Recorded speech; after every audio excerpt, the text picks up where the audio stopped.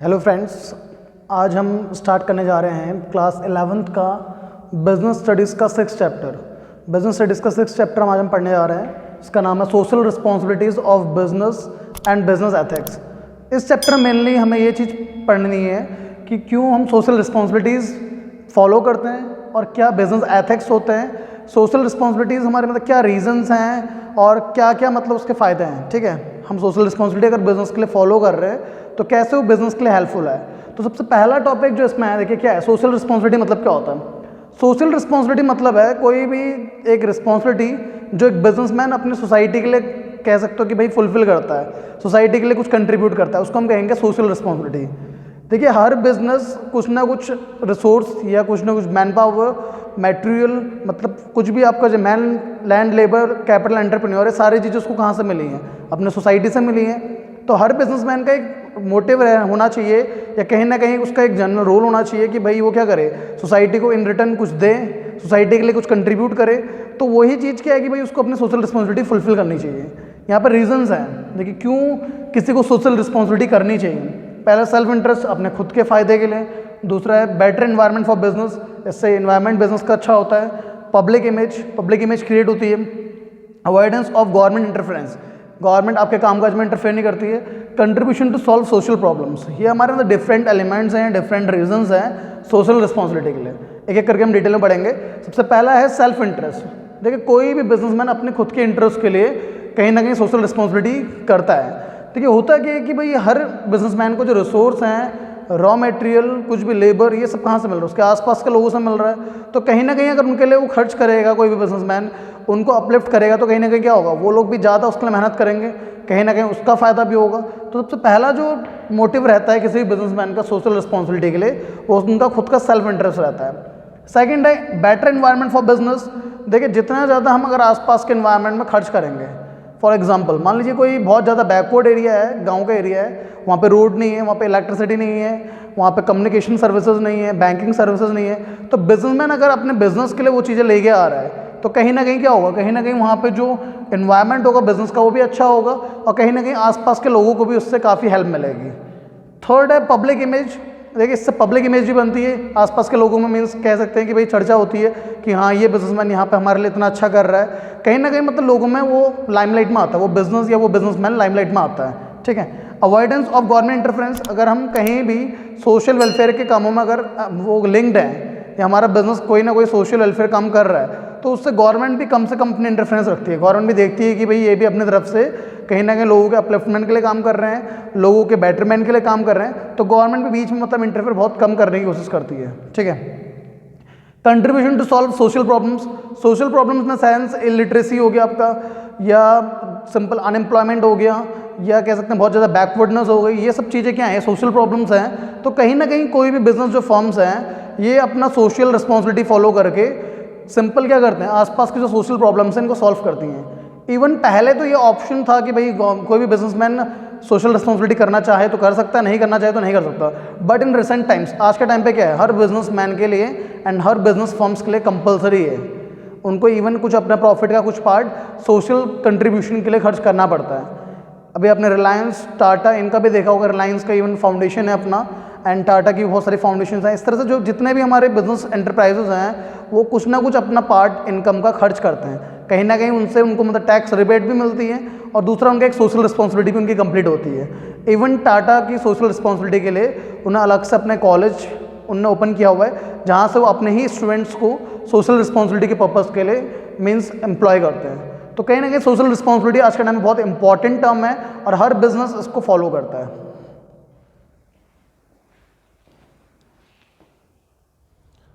देखो इसी के बाद हमारा अगला टॉपिक है social responsibility towards various interest groups. जो अलग अलग तरह के ग्रुप्स होते हैं या अलग अलग लोग हैं, उनके लिए क्या क्या सोशल रिस्पॉन्सिबिलिटी बिजनेस की बनती है। तो सबसे पहला है कस्टमर्स के लिए। कोई भी बिजनेस है उसका अपनी कस्टमर्स के लिए क्या क्या रिस्पॉन्सिबिलिटी बनती है। देखो कस्टमर्स के लिए एक रिस्पॉन्सिबिलिटी ये बनती है कि भाई regular supply of goods and services, जो गुड्स एंड सर्विसेज हैं वो रेगुलर बेसिस पे होने चाहिए। अगर कस्टमर को goods and services regular basis पे नहीं मिलेगा तो कहीं ना कहीं उनको दिक्कतें फेस करनी पड़ेंगी।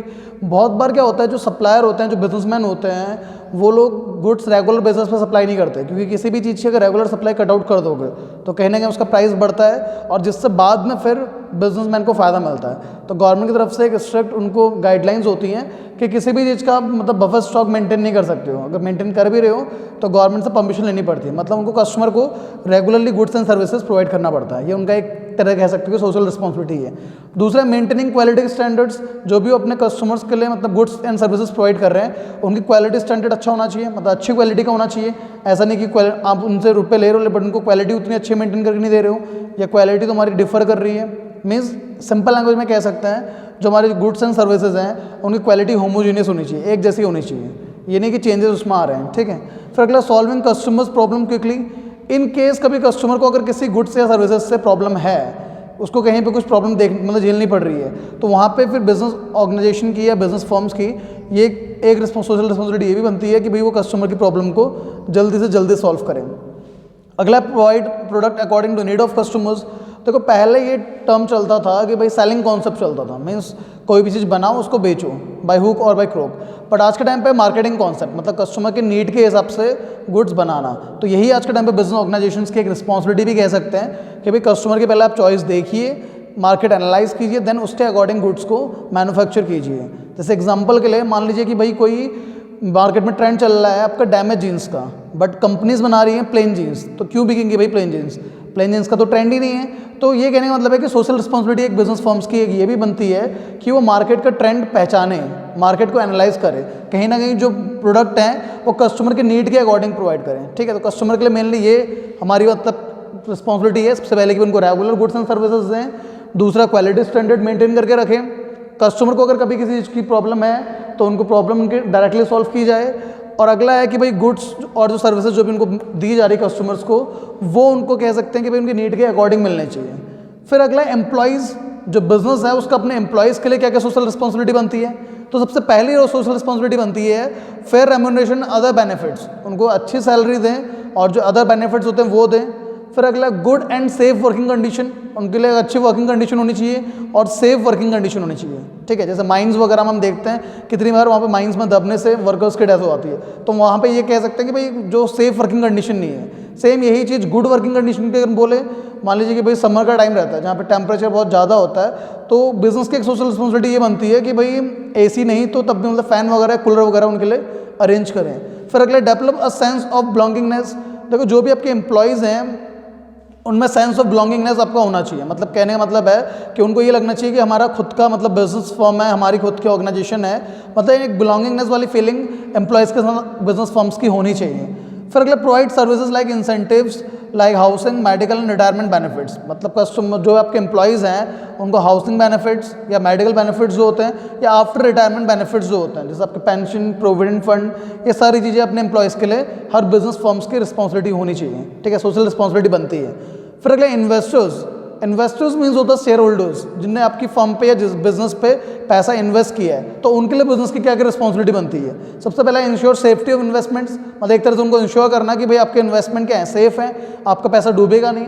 दूसरा, ensure fair and regular return, अब उनको अगर रिटर्न भी दे रहे हो, उनको पैसा लौटा भी रहे हो, तो वो क्या है, फेयर और रेगुलर बेसिस पे रहे, मतलब उनको ऐसा ना हो कि धोखाधड़ी की जा रही हो या इरेगुलर दे रहे हो, मतलब कभी तो अच्छा सा प्रॉफिट दे रहे हो बट कभी बिल्कुल भी नहीं दे रहे हो, तो ये चीज़ नहीं होनी चाहिए। उनके लिए फेयर और रेगुलर रिटर्न होना चाहिए। Provide complete financial information. देखो ईयर के एंड पे हर कोई बिजनेस ऑर्गेनाइजेशन अपनी फाइनेंशियल स्टेटमेंट बनाता है, तो एक रिस्पॉन्सिबिलिटी बिजनेस फर्म की एक ये है कि भाई उनको एक कंप्लीट फाइनेंशियल इन्फॉर्मेशन प्रोवाइड की जाए ईयरली बेसिस पे। फिर अगला, encourage them to participate in decision making. देखो बहुत सारे शेयर होल्डर ऐसे होते हैं जो कंपनी में अच्छा खासा अमाउंट इन्वेस्ट किए होते हैं, तो उनको हम ये कह सकते हैं कि इनकरेज कर सकते हैं डिसीजन मेकिंग के लिए, क्योंकि उनने इतना हम पे भरोसा करके अगर इन्वेस्ट किया है तो कहीं ना कहीं हमारी रिस्पॉन्सिबिलिटी बनती है कि डिसीजन मेकिंग में उनको भी कंसर्न किया जाए, ठीक है। ये हमारा इन्वेस्टर्स को लेके जो सोशल रिस्पॉन्सिबिलिटीज़ हैं। फिर ऐसी है गवर्नमेंट को लेके क्या बिजनेस की रिस्पॉन्सिबिलिटी बनती है। देखो गवर्नमेंट को मतलब ये जो गवर्नमेंट की तरफ से रूल रेगुलेशन लॉ जो बने हैं, सबसे पहला चीज़ ये है कि बिजनेस को वो फॉलो करने चाहिए, कभी भी कोई रूल रेगुलेशन नहीं तोड़ना चाहिए, कभी भी लॉ को मतलब अनफॉलो नहीं करना चाहिए, मीन्स लॉ को तरीके से फॉलो किया जाना चाहिए, जो भी गाइडलाइंस हैं उनका पूरा मतलब पालन होना चाहिए, ठीक है। फिर अगला है पे taxes and duties on times. जो भी तुम्हारे टैक्सेस या ड्यूटीज़ बनती हैं गवर्नमेंट के ऊपर, उनको तुम टाइमली पे करो गवर्नमेंट को, मीन्स जीएसटी वगैरह या अदर टैक्सेस वगैरह, ठीक है। फिर अगला, help government to solve social problems. जो भी तुम्हारी मतलब सोशल प्रॉब्लम्स हैं आसपास बिजनेस की, मतलब जैसे गवर्नमेंट की तरफ से जो रहती है रोड वगैरह, इंफ्रास्ट्रक्चर वगैरह, तो कहीं ना कहीं गवर्नमेंट को उन प्रोजेक्ट्स में हेल्प करना, जैसे सुना होगा आपने PPP, public private partnership, government के साथ पार्टनरशिप करके हम इन चीज़ों पे भी हेल्प कर सकते हैं। फिर अगला cooperate in administrative activities of government, जो गवर्नमेंट की एडमिनिस्ट्रेटिव एक्टिविटीज़ रहती हैं, गवर्नमेंट की तरफ से जो एक्टिविटीज़ होती हैं उनमें उनके साथ कॉपरेट करना। कहीं मान लो कि भाई कभी इनकम टैक्स अथॉरिटी आप पे अगर सिंपल चेक करने भी आ रही है तो उनके साथ कॉपरेट करके उनको सारे डॉक्यूमेंट्स प्रोवाइड करना, ये भी बिजनेस की क्या है, रिस्पॉन्सिबिलिटी है। फिर अगला सप्लायर्स, जो भी सप्लायर्स हैं हमारे, जो भी हम रॉ मटेरियल प्रोवाइड कर रहे हैं उनके लिए हमारी क्या रिस्पॉन्सिबिलिटी बनती है। तो सबसे पहला है कि ensure regular payment to suppliers, कि उनको टाइमली पेमेंट की जाए। हम उनसे रॉ मटेरियल तो ले रहे हैं उधार पे, बट उनको टाइम पर अगर पैसा नहीं देंगे तो क्या होगा, वो कहाँ से अपना मतलब रॉ मटेरियल अरेंज कर पाएंगे। तो इसलिए एक रिस्पॉन्सिबिलिटी ये बनती है बिजनेस की कि जो भी सप्लायर्स हैं उनको टाइमली पेमेंट की जाए। दूसरा, adopt fair dealings with suppliers, उनके साथ फेयर डीलिंग की जाए, मतलब उनको तरीके से पैसा दिया जाए या सिंपल टाइमली बेसिस पे दिया जाए, कभी उनके साथ धोखाधड़ी वगैरह नहीं करनी चाहिए। Put order on regular basis, उनके साथ ऑर्डर रेगुलर बेसिस पे रखने चाहिए, क्योंकि अगर इरेगुलर बेसिस पे हम रखेंगे तो कहीं ना कहीं उनको भी बिजनेस में नुकसान होगा और कहीं ना कहीं वो भी मतलब एज्यूम नहीं कर पाएंगे कि हम कितना उनसे रॉ मटेरियल ले रहे हैं। ठीक है, तो अगला guide them to improve product quality and standards, जो भी प्रोडक्ट की क्वालिटी है, जो स्टैंडर्ड्स हैं, कैसे उसमें इंप्रूवमेंट लाया जा सकता है, क्या क्या उसमें इनोवेशन किया जा सकता है, इस चीज़ के लिए भी हमें उन्हें गाइड करना चाहिए। तो ये डिफरेंट ग्रुप्स हैं जिनके लिए बिजनेस की रिस्पॉन्सिबिलिटी बनती है और बिजनेस को वो रिस्पॉन्सिबिलिटी अच्छे से निभानी भी चाहिए।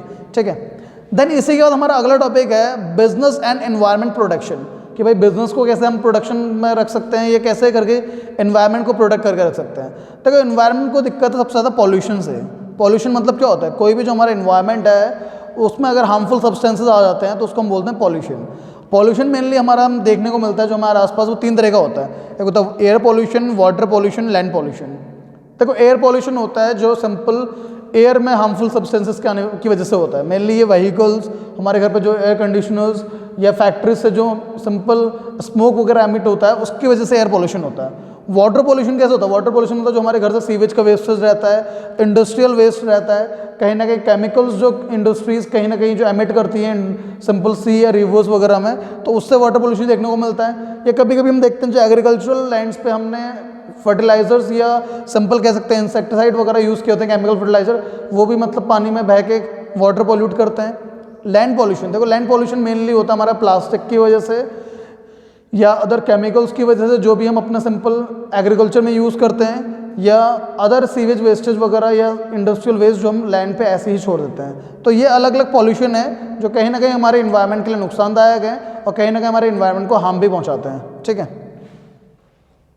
देखो इसी के बाद हमारा अगला टॉपिक है reasons to control the pollution, कि भाई हम पॉल्यूशन क्यों कंट्रोल करना चाहिए, क्या क्या रीजंस हैं जो हमें पॉल्यूशन कंट्रोल करने के लिए मजबूर करते हैं। सबसे पहले टू इंश्योर सेफ्टी। देखो होता क्या है कि भाई एयर पॉल्यूशन की वजह से जो हमारा मतलब विजिबिलिटी होती है वो काफ़ी कम हो जाती है।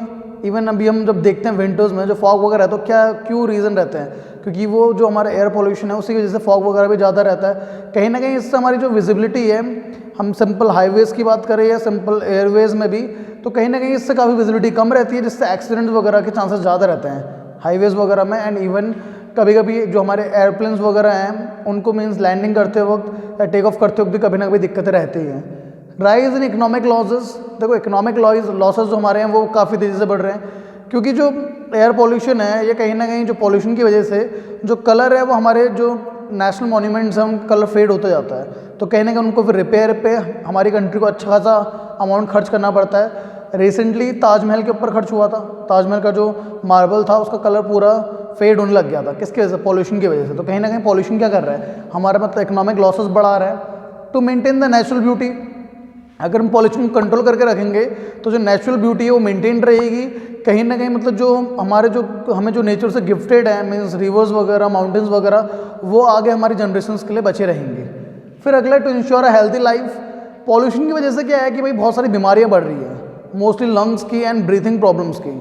ठीक है, एयर पोल्यूशन की वजह से भी, and water pollution and land pollution तो अदर थिंग्स। ठीक है, लेकिन जो एयर पोल्यूशन की वजह से जो हमारी जो प्रॉब्लम्स आ रही हैं वो आ रही है लंग्स की जो डिजीज़ेज़ हैं या इवन जो ब्रीथिंग डिजीज़ेज़ हैं। तो कहीं ना कहीं इसकी वजह से क्या है कि भाई बहुत सारे लोगों को मतलब दिक्कतें झेलनी पड़ती हैं। तो कहीं ना कहीं हेल्दी लाइफ के लिए हमें पॉल्यूशन को कंट्रोल करके रखना चाहिए। To lead a comfortable life, same last thing वही चीज़ है, कंफर्टेबल लाइफ अगर हमें जीनी है, हम चाहते हैं कि हाँ सारी चीज़ें पॉल्यूशन फ्री हो, तो कहीं ना कहीं हमें क्या है पॉल्यूशन को कंट्रोल करके रखना पड़ेगा, पॉल्यूशन को अंडर कंट्रोल रखना पड़ेगा। ठीक है, role of business and environment protection. कोई भी बिजनेस है वो इन्वायरमेंट प्रोटेक्शन में क्या कर सकता है, कोई भी बिजनेसमैन अपनी तरफ से क्या कंट्रीब्यूशन कर सकता है। सबसे पहले making use of eco friendly techniques of production, eco friendly technique use करना जिससे ज़्यादा पॉल्यूशन ना हो, ठीक है। रिसाइकलिंग इंडस्ट्रियल वेस्ट, जो इंडस्ट्रियल वेस्ट है उसको रिसाइकिल करना, उसको रिसाइकिल करके दोबारा यूज़ करना। इनकरेज एफॉरेस्टेशन, ठीक है, जो एफॉरेस्टेशन वगैरह है मतलब पेड़ ज़्यादा लगाना, इस चीज़ को इनकरेज करना चाहिए। अलग अलग मतलब मीन्स अलग से प्रोग्राम्स वगैरह बिजनेस फर्म्स बना सकती हैं, अलग से मतलब एक चेन स्टार्ट कर सकती हैं। Regular cleaning of rivers and ponds, देखो जितने भी आसपास के रिवर्स हैं या पॉन्ड्स हैं बिजनेस इंडस्ट्रीज़ के आसपास, उनको उसको रेगुलरली क्लीन वगैरह करवाते रहना चाहिए। Creating awareness among general public through advertisement, जो जनरल पब्लिक है उनको एडवर्टीजमेंट वगैरह के थ्रू हम अवेयर कर सकते हैं, जो बिजनेस फर्म्स हैं अवेयर कर सकती हैं। जैसे दिस टाइम अभी क्या हुआ है कि देखो जो तुम्हारा सिंपल कोरोना का पैंडेमिक था, इस टाइम में मोस्टली जितनी भी कंपनीज थी वो कहीं ना कहीं मोस्टली जो सोप मेकिंग कंपनीज थी वो सिंपल एक मैसेज पास करा था उन्होंने कि भाई हमें हाथ अच्छे से धोने चाहिए, ठीक है। तो ये कह सकते हैं अवेयरनेस है जनरल पब्लिक को, जो सेम हम पॉल्यूशन के लिए भी हम स्टार्ट कर सकते हैं, कहीं ना कहीं लोगों को अवेयर कर सकते हैं कि पॉल्यूशन को कैसे भी करके कंट्रोल में रखना है या चीज़ें ज़्यादा पॉल्यूट नहीं करनी अपने आसपास की, ठीक है। फिर लास्ट टॉपिक इस चैप्टर का बचता है बिजनेस एथिक्स। देखो बिजनेस एथिक्स मतलब क्या है कि मॉरल वैल्यूज़, कि भाई जो कहीं ना कहीं बिजनेसमैन को बताता है कि भाई क्या चीज़ अच्छी है क्या चीज़ बुरी है, मीन्स मॉरल वैल्यूज़ जो हम कहते हैं, जो बचपन से मॉरल वैल्यूज़ पढ़ते हुए आए हैं, तो क्या चीज़ बिजनेस के लिए अच्छी है क्या बुरी है, या क्या चीज़ें हमें करनी चाहिए क्या नहीं करनी चाहिए, ठीक है। मोस्टली जो बिजनेसमैन को एथिकल डिसीजन लेने में होते हैं वो क्या एक्सपेक्ट है बिजनेसमैन से, कोई भी बिजनेसमैन है उससे क्या एक्सपेक्ट किया जाता है, क्या क्या डिसीजन लेगा। सबसे पहले to provide true information regarding goods and services to customer, जो भी उसके कस्टमर है उनको मतलब पूरी इन्फॉर्मेशन प्रोवाइड करेगा किस चीज़ को लेके, गुड्स एंड सर्विसेज को लेके। Allowing customer to make free choice, जो कस्टमर है उसे कभी भी फोर्सफुली चॉइस करने को नहीं बोला जाएगा, मतलब कस्टमर फ्री रहेगा अपनी चॉइस करने को। देखो लास्ट टॉपिक है बिजनेस एथिक्स। बिजनेस एथिक्स मतलब क्या होता है, बिजनेस एथिक्स मतलब होता है वो मॉरल वैल्यूज़ या वो जो भी हमारी कह सकते हैं एक्टिविटीज़ जो कहीं ना कहीं बिजनेसमैन को गवर्न करती है, कहीं ना कहीं बिजनेसमैन को बताती हैं कि क्या चीज़ें करनी चाहिए क्या चीज़ें नहीं करनी चाहिए बिजनेस के रिगार्डिंग। मेनली जो बिजनेस को लेके एथिकल डिसीजंस जो एक्सपेक्ट किए जाते हैं किसी भी बिजनेसमैन से लेके वो ये हैं। सबसे पहले कि भाई वो एक अच्छी इन्फॉर्मेशन दे, मतलब कंप्लीट इन्फॉर्मेशन दे किस चीज़ को लेके, कोई भी गुड्स या सर्विसेज को लेके अपने कस्टमर को। दूसरा है allowing customer to make free choice, जो भी कस्टमर्स हैं उनको फ्री चॉइस अलाउ की जाए, कहीं ना कहीं कस्टमर को फ्री छोड़ा जाए कि भाई वो उसके ऊपर है कि वो क्या चीज़ सेलेक्ट करना चाहता है, कभी भी कस्टमर को फोर्सफुली कोई चीज़ चॉइस नहीं करानी चाहिए। Providing quality product at reasonable price, जो प्रोडक्ट हैं वो अच्छी क्वालिटी के होने चाहिए और एक रीजनेबल प्राइस पे होने चाहिए, ठीक है। ये बिजनेस एथिक्स हैं जो किसी भी बिजनेसमैन को फॉलो करने चाहिए। मेनली इस चैप्टर के जितने भी मैंने इंपॉर्टेंट टॉपिक्स थे पूरे कवर करा दिए हैं। इसके अगली वीडियोस में बिजनेस की और टॉपिक्स भी हम कवर करेंगे। इस वीडियो में हम यहीं पे ख़त्म करते हैं।